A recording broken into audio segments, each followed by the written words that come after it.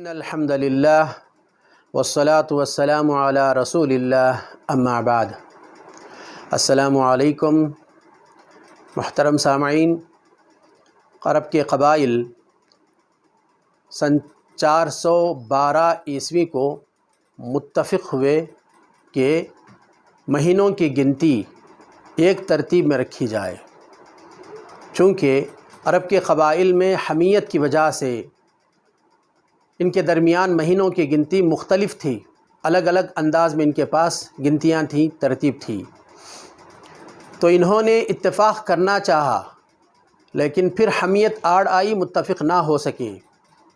بعد میں عام الفیل، جس دن ہاتھیوں کا قصہ پیش آیا ابرہہ کا، اس سال یہ لوگ پھر متفق ہوئے کہ ہم کو اپنا اتفاق کرنا چاہیے مہینوں کی گنتی اور ترتیب کے اعتبار سے۔ اس میں یہود بھی شریک ہوئے اور انہوں نے وہاں پر ایک خلط کرنے کی کوشش کی کہ اصلیت ان کے پاس باقی نہ رہے۔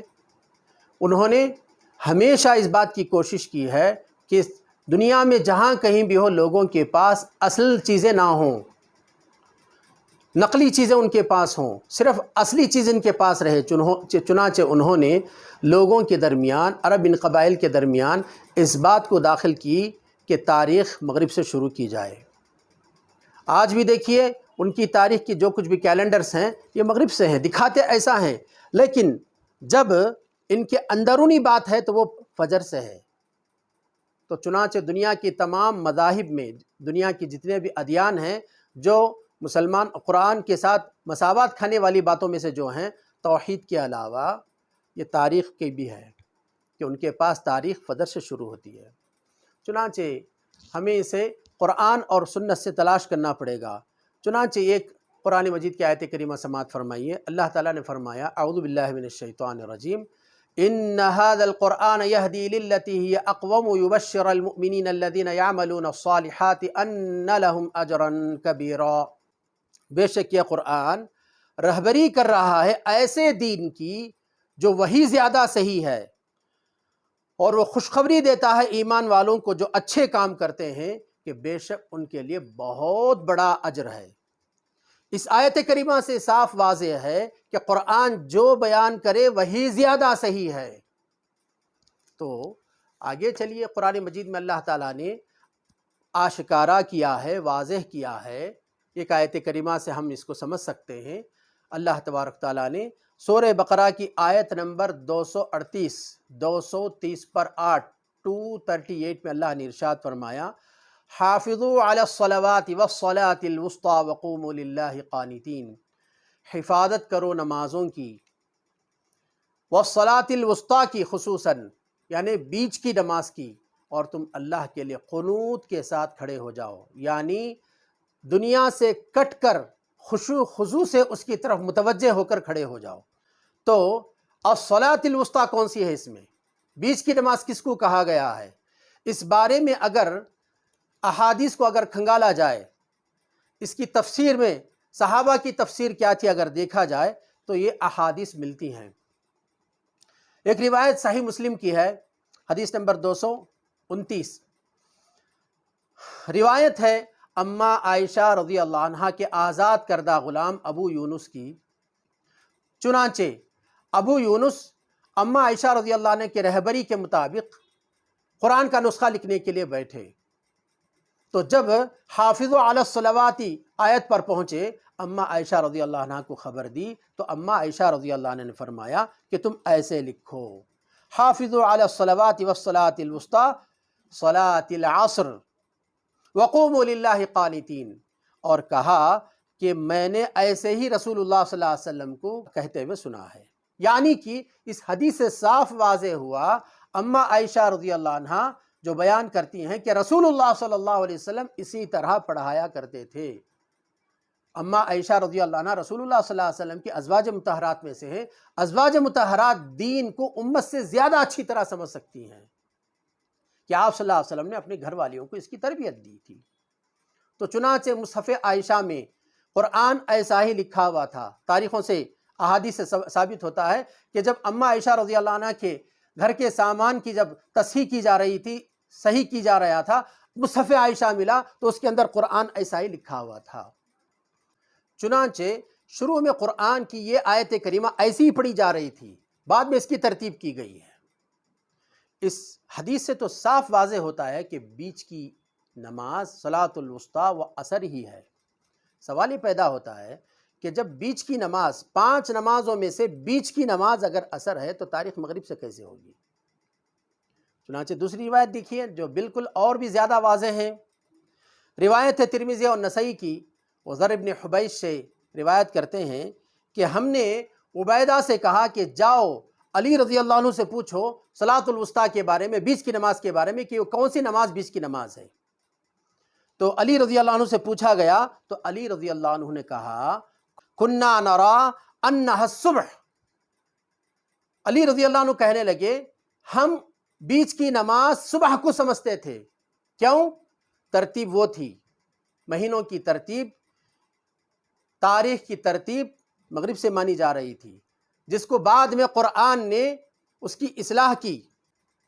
صحیح مسلم میں علی رضی اللہ عنہ کی روایت ہے لما کان یوم الاحزابی، جب غزوہ خندق کا موقع تھا اس وقت آپ صلی اللہ علیہ وسلم نے ارشاد فرمایا ملأ اللہ قبورہم و بیوتہم نارا کما حبسونا و شغلونا عن الصلاة الوسطی حتی غابت الشمس۔ اللہ کے رسول صلی اللہ علیہ وسلم نے اس وقت دعا کی تھی اللہ تعالی ان کی قبروں کو، ان کے گھروں کو آگ سے بھر دے، جس طرح انہوں نے ہم کو روکے رکھا، مشغول رکھا صلاۃ الوسطیٰ یعنی عصر کی نماز سے، یہاں تک کہ سورج غروب ہو گیا، سورج غائب ہو گیا۔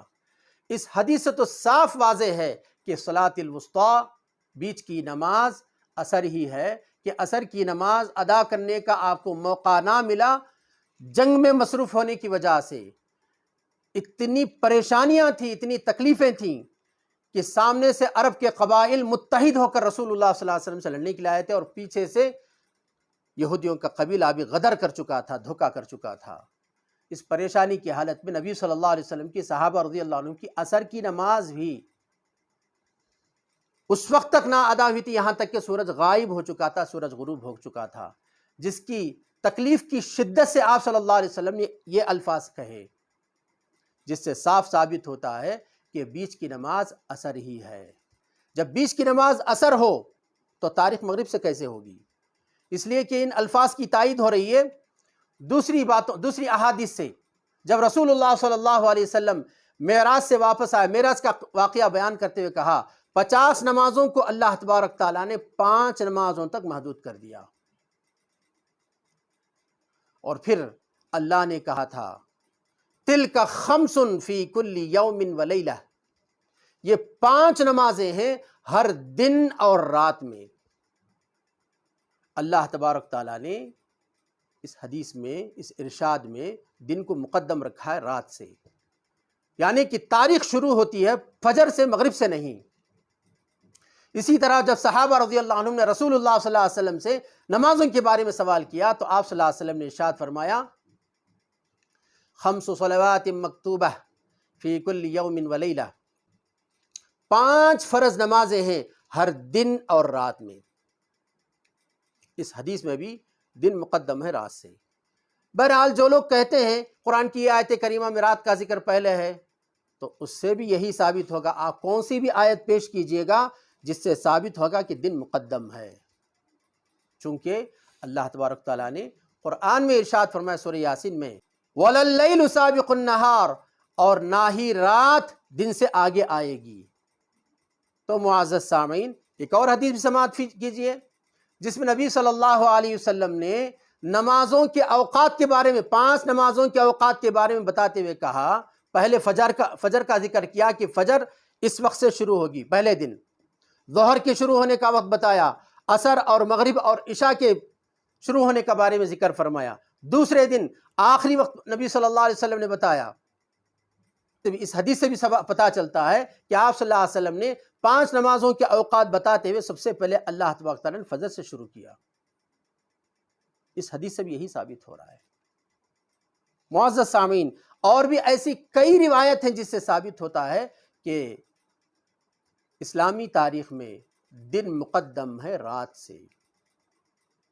تو معزز سامعین، اگر آپ یہ کہیں کہ پھر رمضان کیسے شروع کیا جائے، دیکھیے سمجھنے کی بات ہے۔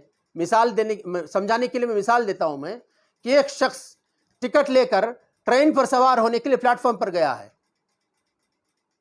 ٹرین آنے سے پہلے یہ انتظار میں ٹکٹ کے ساتھ نا، ٹھیک اسی طرح رمضان آنے سے پہلے نبی صلی اللہ علیہ وسلم نے فرمایا کہ احسو ہلال شعبان علی رمضان، رمضان کے لیے شعبان کی گنتی کرو۔ تو پہلے سے آپ کے پاس گنتی آ رہی ہے، یہ 14ویں تاریخ سے ہم نے البدر سے ہم نے گنتی کرنا شروع کی۔ چونکہ بدر بڑا نہیں تھا تو 14 اور 15 دونوں تاریخوں میں چاند ایک ہی شکل کا تھا، تو یعنی کہ یہ آنے والا یہ جو چل رہا ہے مہینہ رمضان کا، تو یہ مہینہ 30 کا ہی ہوگا۔ اگر البدر 14ویں تاریخ کا اگر بڑا تھا بنسبت 15ویں تاریخ کے، یعنی کہ اس کا مطلب ہے کہ یہ مہینہ 29 کا ہوگا۔ نبی صلی اللہ علیہ وسلم نے ارشاد فرمایا فَإِنَّهَا لَيْسَتْ تُغْمَى عَلَيْكُمُ الْعِدَّةِ، کہ چاند اور افق ابرآلود ہو سکتا ہے لیکن تمہاری گنتی ابرآلود نہیں ہو سکتی۔